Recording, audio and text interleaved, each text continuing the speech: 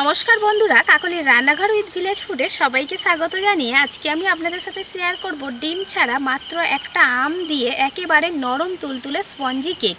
যে কেকটা আপনারা সকাল বিকালে চায়ের সাথে কিংবা বাচ্চাদের টিফিনে বানিয়ে দিতে পারবেন। খুব কম সময়ের মধ্যে আর কম উপকরণে এই কেকটা বানিয়ে নেওয়া যায়। আর আমরা তো বিভিন্ন সিজনে বিভিন্ন রকমভাবে কেক বানিয়ে খাই, তবে পাকা আমের এই কেকটা যদি বাড়িতে একবার বানান না, খেতে এতটাই ভালো হয় যে বাড়ির বাচ্চা থেকে বড় প্রত্যেকেই বারবার বানাতে বলবে। তো আজকের রেসিপিটা আপনারা প্লিজ প্রথম থেকে শেষ পর্যন্ত দেখতে থাকুন, আশা করছি খুবই ভালো লাগবে।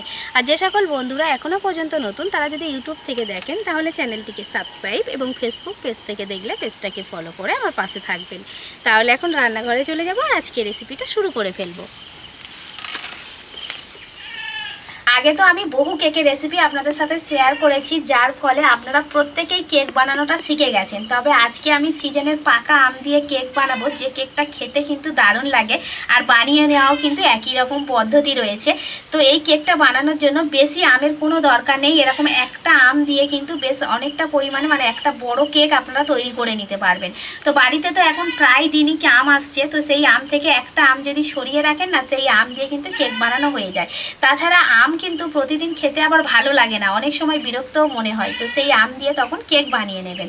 তো এখানে আমি একটা পাকা আম নিয়ে নিয়েছি, আমের পাল্পটাকে এবার বের করে নেব। তো একটা আম যেহেতু মিক্সিতে দিয়ে পাল্প বের করার দরকার নেই, জাস্ট খোসাটাকে ছাড়িয়ে ছাঁকনিতে ছেঁকে নিলেই পাল্পটা বেরিয়ে যাবে। হাত দিয়ে আমি আমের গায়ের খোসাটাকে প্রথম ছাড়িয়ে নিচ্ছি।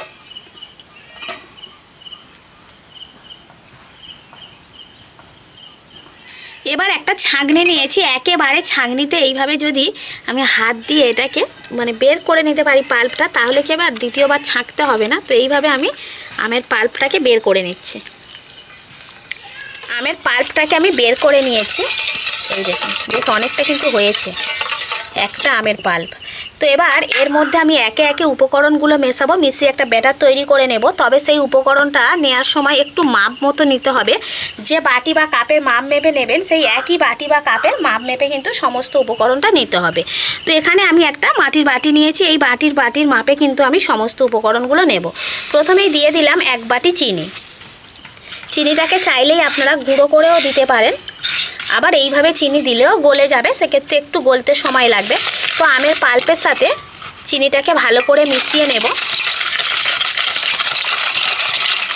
ওই বাটিরই হাফ বাটি দিয়ে দিচ্ছি সাদা তেল। এবার ওর সাথে দিয়ে দেব টক দই। ওই বাটির এক বাটি দিয়ে দিচ্ছি টক দই।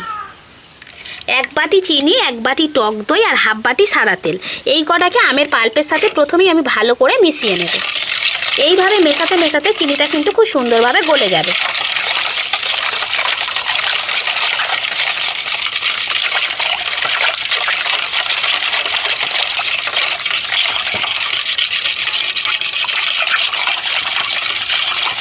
এবার আমি ব্যাটারের মধ্যে দিয়ে দেব ওই বাটিরই মাপ করে 2 বাটি ময়দা। তো মাটির বাটি আর এই স্টিলের বাটির মাপটা কিন্তু একই রয়েছে, সেজন্য আমি ওই মাটির বাটির বদলে স্টিলের বাটিটা নিচ্ছি, তবে একই রকম মাপ করেই নিয়ে নেব। তো 2 বাটি নিয়ে নিচ্ছি ময়দা। এবার ওর মধ্যে দিয়ে দেব অল্প একটুখানি স্বাদ মতো লবণ, তাহলে খেতে ভালো লাগবে। আর দিয়ে দিচ্ছি 2 চামচ গুঁড়ো দুধ। এতে করে কেকের স্বাদটা কিন্তু খুব সুন্দর আসবে। এবার খুব সুন্দর করে মিশিয়ে নেব ব্যাটারটাকে। এই ব্যাটারটা যত ভালো হবে, যত ভালোভাবে মেশানো হবে, কেকটাও কিন্তু ততটাই ভালো হবে, ততই নরম তুলতুলে সফট হবে।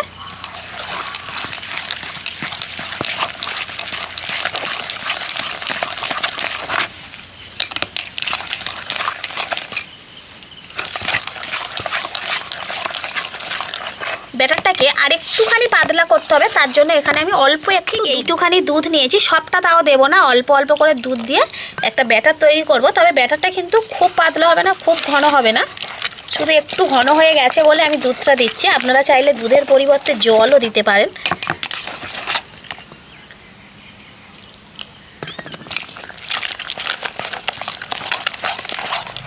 তো ব্যাটারটাকে খুব সুন্দর করে মিশিয়ে নিয়েছি। এবার আমি এর মধ্যে দিয়ে দেব বেকিং পাউডার আর বেকিং সোডা। প্রথমেই দেব আমি বেকিং পাউডার। এই যে চা চামচটা নিয়েছি, চা চামচের মাপ করে 1 চামচ দিয়ে দিচ্ছি বেকিং পাউডার। একদম কিন্তু ভর্তি ভর্তি দিইনি, মোটামুটি 1 চামচ আমি দিয়ে দিচ্ছি বেকিং পাউডার। এবার দিয়ে দেবো বেকিং সোডা। বেকিং সোডাটা আমি 1/2 চামচ দেবো, অল্প করেই দিতে হবে। সবসময় মানে ভাববেন যে বেকিং পাউডার যে পরিমাণে নেবেন বেকিং সোডাটা তার অর্ধেক নিতে হবে। এবার একটা ছোট্ট টিপস আমি আপনাদেরকে বলি, যখন এই বেকিং পাউডার বা বেকিং সোডাটা দেবেন তার ওপরে অল্প একটু জল কিংবা অল্প একটু দুধ দিয়ে দেবেন।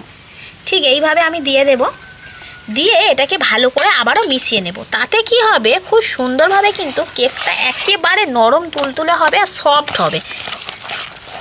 দেখুন কেক যত ফুলবে ততই কিন্তু সফট হবে। তো এই যে ব্যাটারটাকে যদি আমরা ঠিকঠাকভাবে তৈরি করতে পারি, ঠিকঠাক মাপ মতো উপকরণ দিয়ে, তাহলে কিন্তু কেক পারফেক্ট 100% হবে।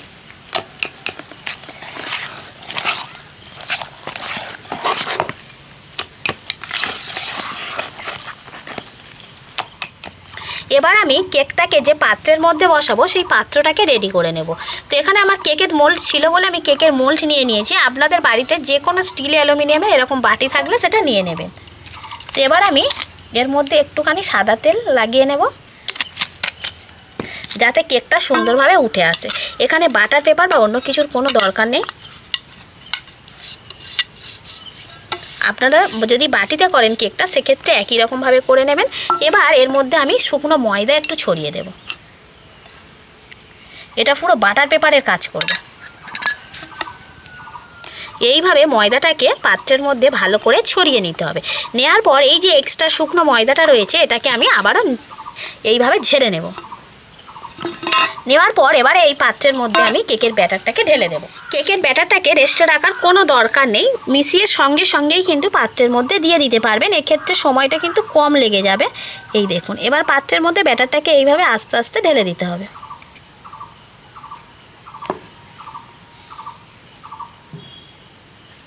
এবার আমি পাত্রটাকে একটু এইভাবে ঘা দিয়ে নেব, তাতে করে খুব সুন্দরভাবে ব্যাটারটা সেট হয়ে যাবে। এবার আমি সরাসরি উনানের কাছে চলে যাব। এবারে আমি উনানটা জেলে নিয়েছি আর কড়াইতে দিয়ে দিয়েছি বেশ কিছুটা বালি। বালি না থাকলে আপনারা লবণ দিয়ে দেবেন, তাহলে লবণ আর বালি এই দুটোর মধ্যে যে কোনো একটা দিলে কিন্তু কেকটা খুব তাড়াতাড়ি কম সময়ের মধ্যে হয়ে যায়। তারপর আমি একটা স্ট্যান্ড বসিয়ে দিয়েছি। এবার ওই স্ট্যান্ডের ওপরে কেকের পাত্রটাকে বসিয়ে দেব। চাইলেই আপনারা কেকটা প্রেসার কুকারেও করতে পারেন, সেক্ষেত্রে প্রেসার কুকারের মধ্যে দিয়ে দেবেন, তাহলে খুব তাড়াতাড়ি হয়ে যাবে, আরও কম সময় লাগবে। তো এইভাবে উনানে করলে কি হবে 20 থেকে 30 মিনিট কিন্তু সময় লাগবে। তো এবার ঢাকা দিয়ে দিচ্ছি আমি। ঢাকা দিয়ে 20-30 মিনিটের মতো আমি জাল দেবো, একদম মাঝারি আছে। প্রায় 30 মিনিট হয়ে গেছে। এবার আমি ঢাকনাটা খুলে একবার দেখে নেব। আর এর আগে কিন্তু আমি একবারও ঢাকা খুলে দেখিনি। তো কেক বানানোর সময় কিন্তু ঢাকা না খোলাই ভালো বারবার। এই দেখুন বন্ধুরা কেকটা কতটা পরিমাণে ফুলে গেছে, ফুলে কতটা বেড়ে গেছে। কালার দেখেই বোঝা যাচ্ছে যে আজকের কেক আমার তৈরি হয়ে গেছে। তাও একটা কাঠি দিয়ে আমি চেক করে নেব। এই দেখুন কাঠির গায়ে কিন্তু লেগে যাচ্ছে না ব্যাটার, তার মানে কিন্তু কেকটা পুরোপুরি হয়ে গেছে। এবার এই কেকের পাত্রটাকে আমি নিচে নামিয়ে নেব, নিয়ে ভালো করে ঠান্ডা করে নেব। কেকের পাত্রটা পুরোপুরি ঠান্ডা হয়ে গেছে। আর ঠান্ডা হয়ে যাওয়ার সাথে সাথেই কিন্তু কেকটাই যে বাটি বা মোল্ড যেটা যাই বলুন সেটা কিন্তু ছেড়ে এইভাবে উঠে আসবে। আর আলাদা করে ছুরি দিয়ে ছাড়ানোর কোনো দরকার নেই। এবার আমি প্লেটটা নিয়েছি, প্লেটটা এই মোল্ডের মুখে বসিয়ে দিয়ে এইভাবে উবুর করে দেব। এবার এইভাবে একটু নাড়া দিলেই কত সুন্দরভাবে কেকটা ছেড়ে উঠে আসছে। দেখুন এই দেখুন একটুও কিন্তু পাত্রের গায়ে লেগে যায়নি। আর পিছন দিকটা কতটা সুন্দর হয়েছে, গাটা দেখুন কালারটা জাস্ট অসাধারণ এসছে, একেবারে সফট হয়েছে। পাকা আম দিয়ে যে এত সুন্দর কেক এত সহজে বাড়িতে বানিয়ে নেওয়া যায়, যদি আপনারা বাড়িতে একবার না বানান বিশ্বাসই করতে পারবেন না। কেকটাকে এবার আপনারা নিজেদের পছন্দ মতো শেপে কিন্তু আপনারা কেটে নিতে পারেন।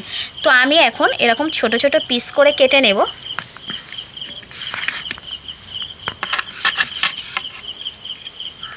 ভিতরটা জাস্ট কতটা সুন্দর হয়েছে শুধু আপনারা দেখুন, একেবারে স্পঞ্জি হয়েছে কেক। এই দেখুন শুধু পিসটা দেখুন। তো এইভাবে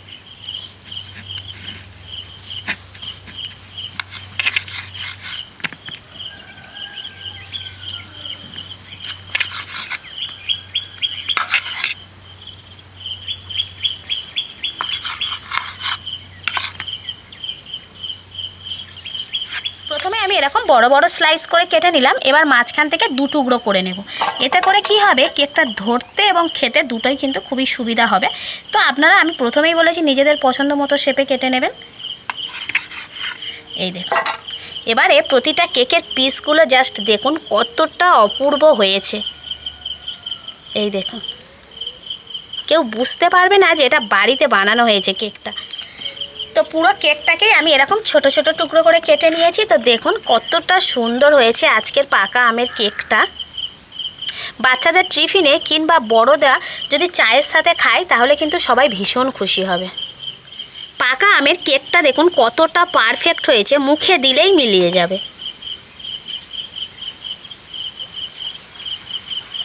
কৃষি বাগানে খেলছিল, তো ওকে ডেকে নিলাম, কেক খাবে না বাবু? না, বড় দেখে নাও, যে কোনো একটা। ঠিক আছে, খাও।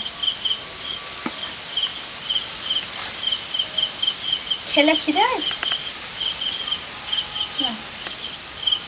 আপনি স্কুলে গেছিলে? বলো।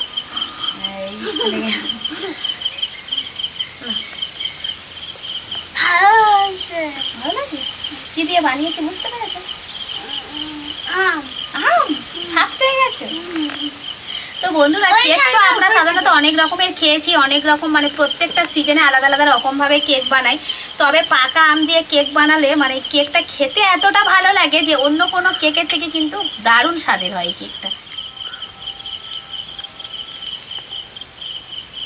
দারুণ হয়েছে।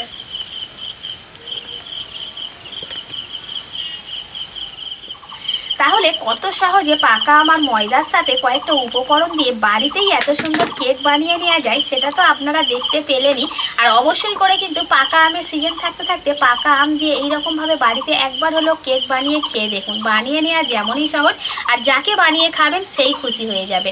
তো বন্ধুরা, আজকের আমার এই পাকা আমের কেকটা আপনাদের কেমন লাগলো সেটা অবশ্যই কমেন্ট করে জানাবেন। আর ভালো লাগলে লাইক, কমেন্ট, শেয়ার, সাবস্ক্রাইব এবং ফলো করে আমার পাশে থাকবেন। আর আমার নিত্য নতুন রেসিপিগুলো এইভাবেই দেখতে থাকবেন। তাহলে আজকের মতো এখানেই শেষ করছি। সবাই ভালো থাকবেন, সুস্থ থাকবেন, দেখা হবে পরের রেসিপিতে।